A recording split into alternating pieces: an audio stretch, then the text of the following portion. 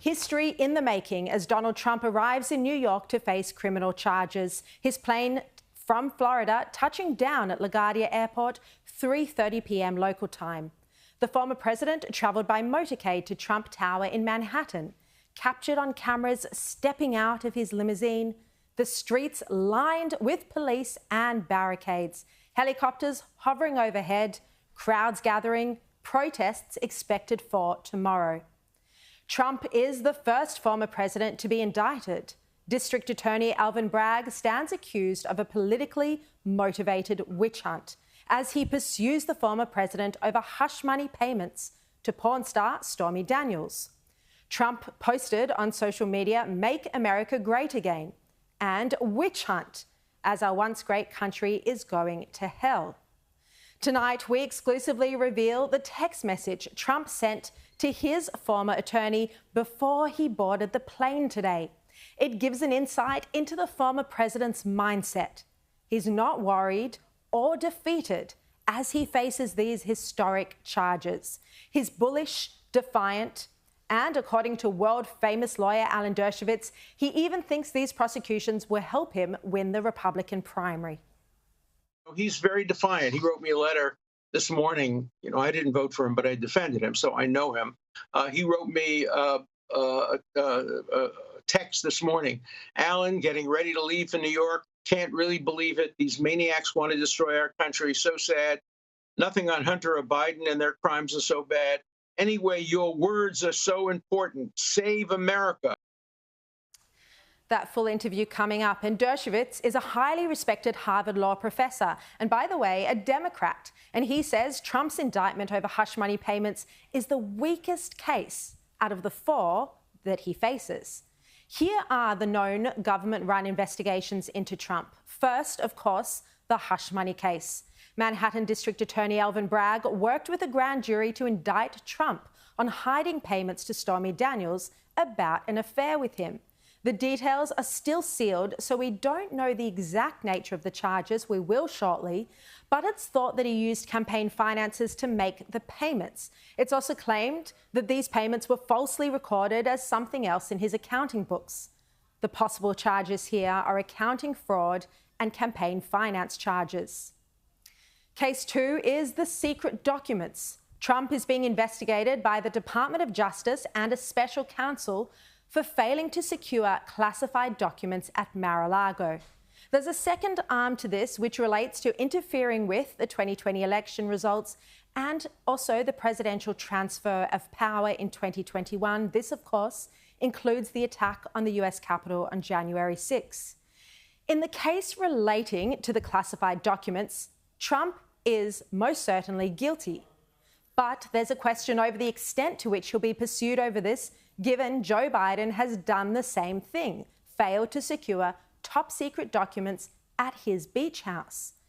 CNN reported that this investigation is moving fast, and there's speculation the special counsel Jack Smith will want to bring this on before the presidential election campaign. Case 3 is election fraud. The district attorney in Fulton County, Georgia, is considering charges against Trump for interfering with or even attempts to overturn the 2020 result. The district attorney called a special purpose grand jury to review the evidence. As you know, there's a recording of a phone call from Trump to Georgia's Secretary of State where Trump says he needs to find 11,000 more votes. Trump here could face charges of election violations, racketeering, or even threatening public officials. In January, the DA said decisions on this case are imminent, and on Monday, Trump's attorneys filed a motion to keep the final grand jury report secret and to remove the attorney's office from the case entirely. The fourth case, property fraud. The New York Attorney General, Letitia James, filed a civil lawsuit that claims the Trump Organization inflated values of properties in order to secure loans. They're accused of lying to lenders and insurers about their assets.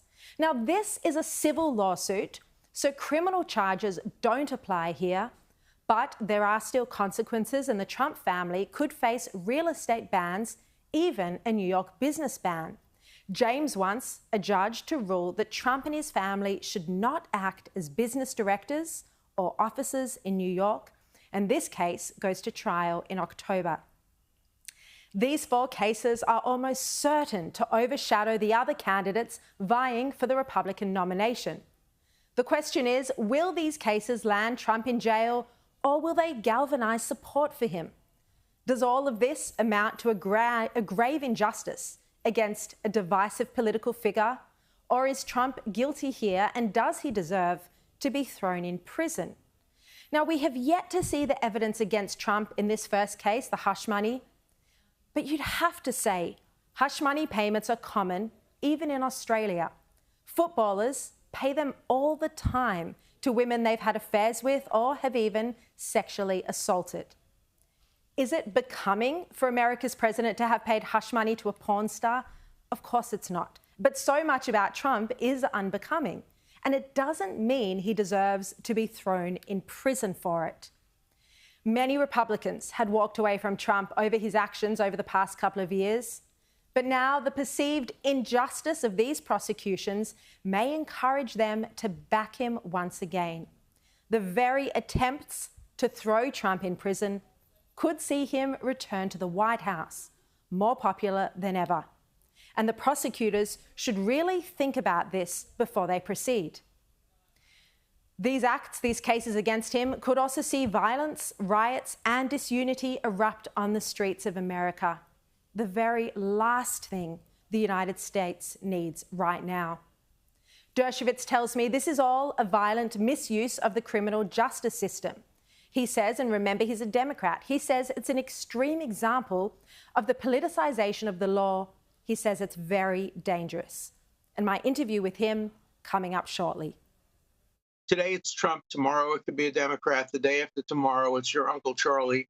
And after that it's your niece. It will create a terrible precedent in which other prosecutors will go after people of the opposing party.